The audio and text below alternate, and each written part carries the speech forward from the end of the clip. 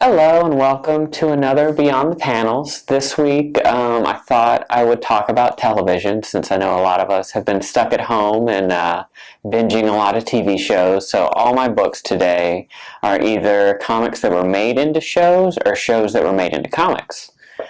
So my first one is Batman 66, which is one of my favorites. It is based on the Adam West TV show from 1966, and every issue is written as though it were an episode of the TV show.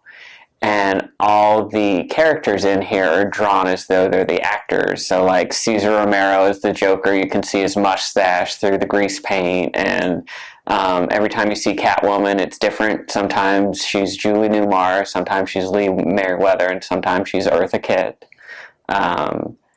And you see lots of villains that you'd only see on the TV show, like Bookworm and Falseface. So it's really fun and also totally fine for like all ages. Then we have Bob's Burgers, which is one of my favorite shows on right now. And this is an anthology, so each issue is different, and each character has their own little story in there. So Tina has her erotic friend fiction, and Louise has hard-boiled mysteries. Jean has musicals. Linda has some paper dolls and stuff in here, and Bob has burger ideas and recipes.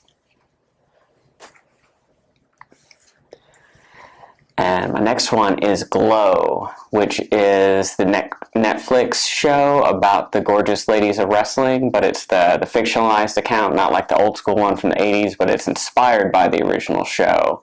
So this is a takeoff of the show where they actually fight actual lady wrestlers. So it is Glow versus the Star Primas. So you get to see all your favorites from the show and some new characters too. And this is the first miniseries, but they're going to be doing several more, so I will probably get those for the collection as well. My next one is Stumptown, which is a good mystery show that's on ABC. And we have 2 volumes in the system right now, but it is a series where you can read them out of order if you want. But she is a private investigator that goes around. And it's written by Greg Rucka, who's a really good hard-boiled crime writer. He's written several novels as well as comics. My next one is Doctor Who. I'm sure most people are familiar with that. We actually have a ton of Doctor Who, both regular novels in our science fiction collection as well as these comics. The comics are based off all the different Doctors. We have several about, let's see, the 4th, the 8th, the 9th, 10th, 11th, 12th, and some team-ups where, because they're all time travelers, sometimes the Doctors meet each other. And these go along with the show, but also in the comics there are new companions that aren't seen in the show, and this is one of my personal favorites. My favorite Doctor happens to be the 10th, and even though I do like bow ties, the 10th is still my favorite. This is a story arc set in World War II and deals with one of my favorite villains of Doctor Who, the creepy Weeping Angels, so that's really cool. And speaking of creepy, one of my favorite shows on Netflix is The Chilling Adventures of Sabrina. So this is what it's originally based off of.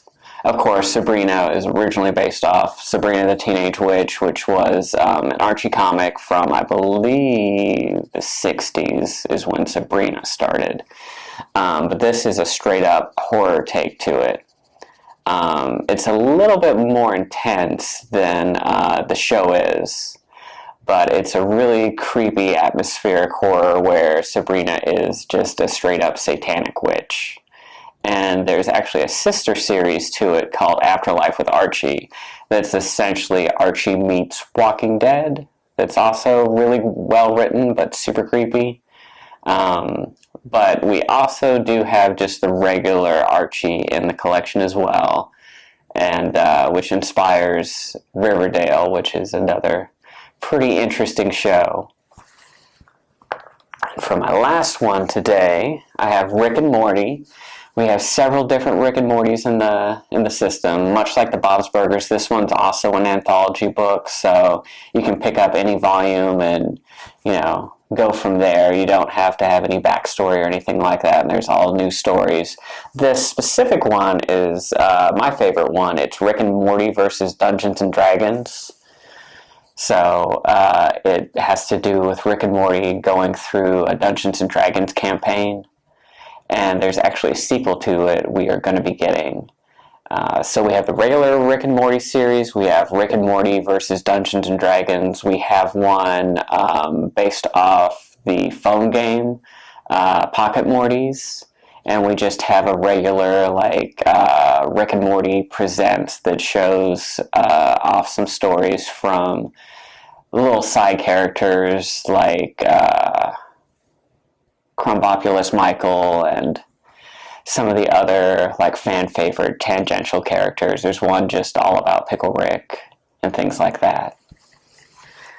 So I hope you all enjoyed this episode and maybe found some stuff to reading binge as well as your binge watching on Netflix. And I will see you guys next week.